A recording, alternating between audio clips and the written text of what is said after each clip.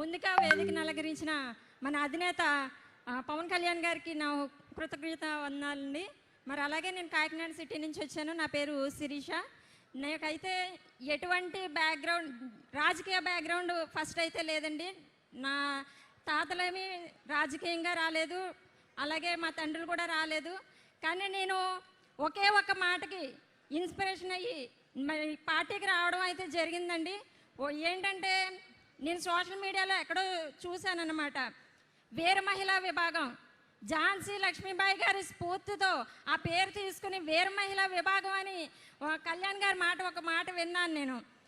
మీ చేతికి కత్తి పట్టుకుని ఒక చంకని బిడ్డని ఎత్తి పట్టుకుని ఝాన్సీ లక్ష్మీబాయి ఏ విధంగా అయితే పోరాడిందో మీరు కూడా వీర మహిళలు అన్న వాళ్ళు బయటకు వచ్చి ఇదే రకంగా పోరాడాలని ఆ రోజు ఒక్క మాట విన్నానండి.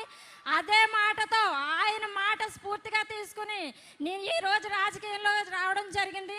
అలాగే మరి నేను వెళ్తూ ఉన్న ప్రతి కార్యక్రమంలో ఎంతోమంది అడ్డుపడ్డారు, కానీ నేను ఆగలేదు. నీకు ఏంటి నీ ధైర్యం అంటే నా వెనకాలన్న ధైర్యం నా బెప్పులే, నా అన్న మాట మీద ప్రకారమే నేను ఇక్కడ ఉన్నాను. ఆయన కంటి చూపు చాలు మనకి, మనం ఎలా ఉన్నామో డిసైడ్ చేస్తాడు. ఆయన చిరునవ్వు చాలు మనం ఎలా ఉన్నామో తెలియజేయడానికి. ఆ మాటతోనే ఇక్కడి వరకు వచ్చానండి. ఈ అవకాశం ఇచ్చిన మా అన్నయ్యకి కృతజ్ఞతలు తెలియజేసుకుంటున్నాను. థ్యాంక్ యూ అమ్మా. సేనాపతి శేషు, నర్సీపట్నం. వేదిక మీద ఉన్నటువంటి పెద్దలందరికీ నమస్కారం అండి. మాది అనకాపల్లి జిల్లా నర్సీపట్నం నియోజకవర్గం మాకర్పల్లి మండలం అండి, జీకోడూరు గ్రామం. పవన్ కళ్యాణ్ గారు పార్టీ పెట్టిన తర్వాత ఒక మాట చెప్పారు, రబ్బర్ చెప్పులు వేసుకొని పూరు గురించి వచ్చిన వాళ్ళతో రాజకీయం చేస్తున్నారు.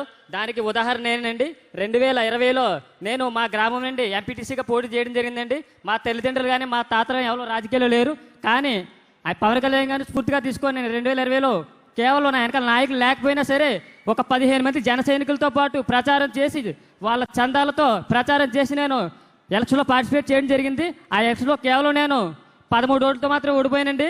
912 మంది మా గ్రామ ప్రజలు నాకు ఓట్లు వేశారు. ఈ సభాముఖంగా జీకోడూరు గ్రామ ప్రజలు ప్రతి ఒక్కరికి కూడా ఈ సభాముఖంగా హృదయపూర్వక ధన్యవాదాలండి. అలాగే ఇక్కడికి వచ్చిన జన సైనికులకు ఒక మాట చెప్పదలుచుకున్నాను. నేను 7 సంవత్సరాల క్రితం మీలాగే ఎక్కడో చివరి కూర్చునేవాడిని, కానీ ఈరోజు ఈ వేదిక మీద మాట్లాడుతున్నట్టు దానికి కారణం పవన్ కళ్యాణ్ గారి జనసేన పార్టీ.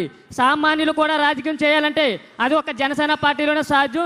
ఈ యొక్క విషయాన్ని ప్రతి ఒక్కరూ గమనించి మన పార్టీ కోసం మీ యొక్క సాయశక్తి ప్రయత్నం చేసి పార్టీని అభివృద్ధి చేస్తాను కోరుతున్నాను. ఇంకొక విషయం ఏంటి, నేను ఓడిపోయిన తర్వాత ఇంటికి వచ్చేటప్పుడు ఒక పెద్ద దారిలో కనిపించాడు. ఏమైంది అని అడిగాడు. ఓడిపోయినా అన్నాను. అంటే ఆయన ఒక మాట అన్నాడు, ఓడిపోయావు 5 ఓట్లు అన్నాడు. 13 ఓట్లు అన్నాను. నీది ఓటమి కాదు, నీ వాళ్ళ రాజకీయ భవిష్యత్తు అంత ఉండదు నీ వయస్సు. అలాంటి తెల్ల చొక్కలకి గడగడలాడించావు, నీది నిజమైన గెలుపు అన్నాడు. ఆ మాట ఎప్పటికీ మర్చిపోలేను. నాకు ఈ అవకాశం ఇచ్చిన మీ అందరికీ ధన్యవాదాలు తెలుపుకుంటూ, అన్న హ్యాపీ బర్త్డే. మళ్ళీ నేను జీవితంలో చెప్పగలలో తెలియదు. Advance happy birthday. జై జనసేన, జై హింద్. Thank you. వెంకటేష్, చూపురపల్లి.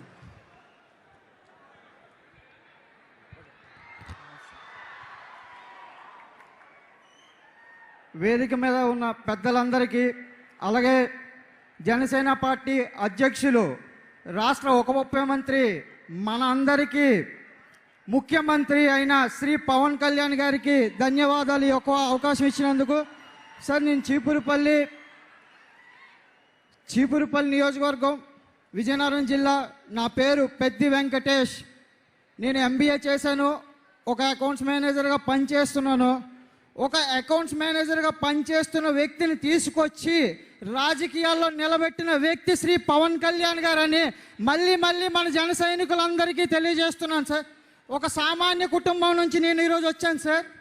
అలాగే విజయనగరం జిల్లా అంటే కుటుంబ పాలనలో మగ్గిపోయి ఉన్న ఒక నియోజకవర్గం. అలాగే జిల్లా నుంచి నన్ను గుర్తించి ఒక మండల అధ్యక్షుడిగా ఈరోజు చేసిన వ్యక్తి శ్రీ పవన్ కళ్యాణ్ గారు.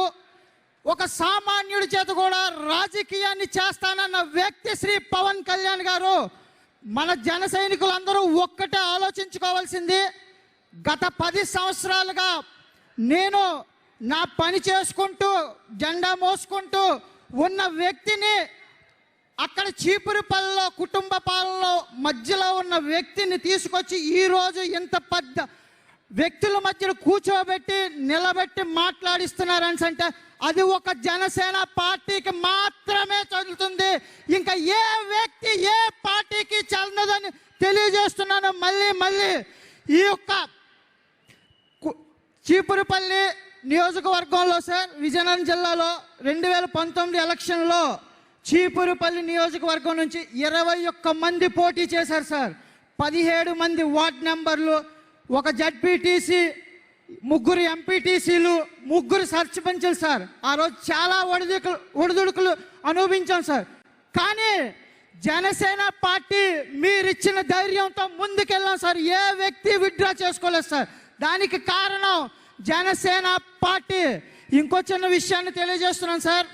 నామినేషన్ టైంలో 2019 చాలా ఇబ్బందులు పెట్టారు సార్ ఎమ్మెల్యేకి.